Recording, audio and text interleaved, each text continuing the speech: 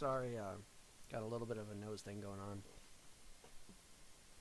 But I thought I'd start a stream today, show you what I've been working on. So, if you've been following me at all, I got the crab animations and all that kind of stuff working.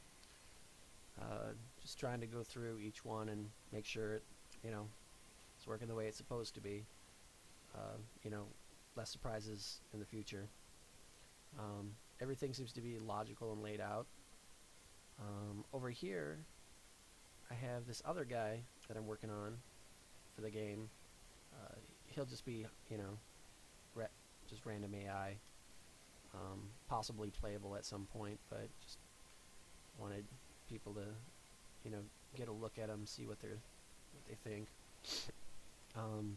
Whenever I do a vertebrate, what I like to do, and this is not always the case, but I really try to get around to doing something like this, where I actually have the bone structure laid out, and this is something that could actually go in game, so I could clean this up and texture it.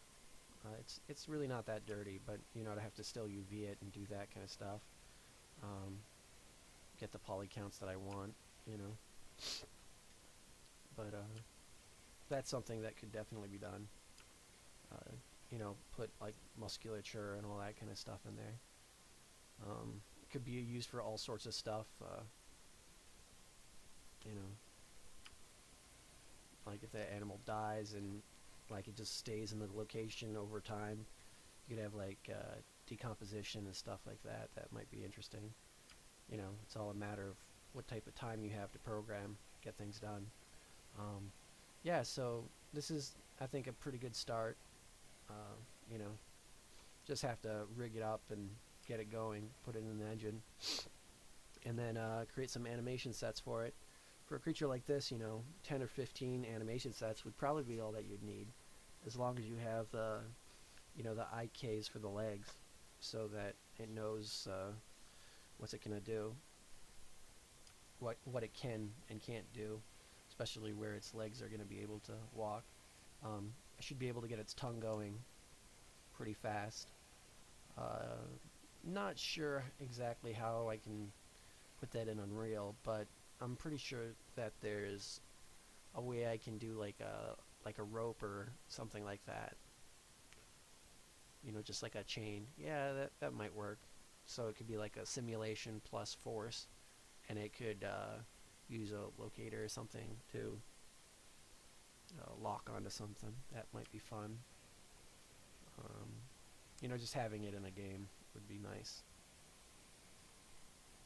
Right. Let's see what else we have. Let's go to the ZBrush stuff. So as far as ZBrush stuff, oh god, what did I do? Oh yeah, just zoom in. Right, so this is a yellow piece of brain coral. When it's actually hitting the engine, I'm going to be able to, change its color inside the engine, give it a different hue whenever. But yellow is a good color because, a lot of brain coral's yellow. When it, hits the water, the blues are going to hit it and do all that kind of stuff. So you're going to have the blue-green shift, so I can make it red or whatever I want to do in there. I have a different variant of this, if I can find it.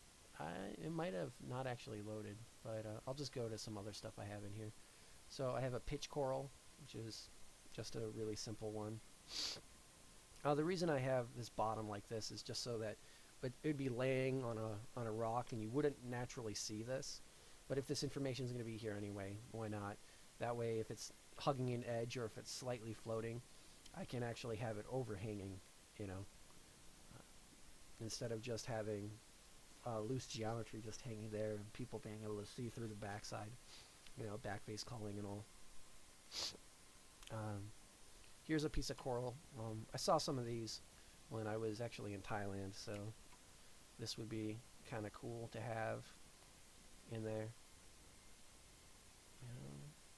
And then I got this guy. This guy took a while to do, but it looks pretty good in engine. It's just a matter of, baking out the maps correctly, which for the most part I have. Um, it's really more about how DirectX 11 and DirectX 12 are going to handle their tessellation, because obviously there's a lot of tessellatable objects in there, and depth that, unless I'm using a parallax map, wouldn't really do too much. But I still want this profile information that you're probably not going to be able to get without that. I also have some other stuff like sponges, and oh, here's that other version of the brain coral. I like the other one a lot better, but this one does have a, like a charm at a distance. So I was thinking about lowering the resolution on the texture map and just having something like that out there. So if you compare these two, this is far bigger, but these things are far bigger, but it would be on a smaller coral, and on this one they're far smaller, and they would be on a larger coral. I'm still gonna have to go through and do like a detail pass on this, you know. And we also have some rocks. Whoa, okay, 1 second. I gotta scale this up. Yep, just some strata type stuff. Flat rock, just going for this kind of stuff. And if you look at this, it's pretty self-explanatory how this is gonna look. I'm gonna definitely decimate all this stuff before, standard operating procedure. Just get it through. Get it as clean as possible, and then go through with another texture pass and put on like little pebbles in the cracks here, and then just make the texture maps for this one. The corals are already textured and all that kind of stuff, so they can actually go in engine whenever. But the rocks, I'm still, slaving away on. I should have about 10 to 15 more rocks that I'm going to be able to put in. And then I'm going to go for landmarks, bigger rocks that will fill out the level. So that's pretty much an overview of what I've been doing for the week. If you guys want, you can like this video or check out my Patreon. It's just Patreon, .com/DeadSunPrime, or actually it's just DeadSun. But yeah, so it's patreon.com/DeadSun. That's what's going on there. Check that kind of stuff out. Yeah, I think that's pretty much all. So you guys have a good night. And hopefully this isn't a horrible video. Alright, bye.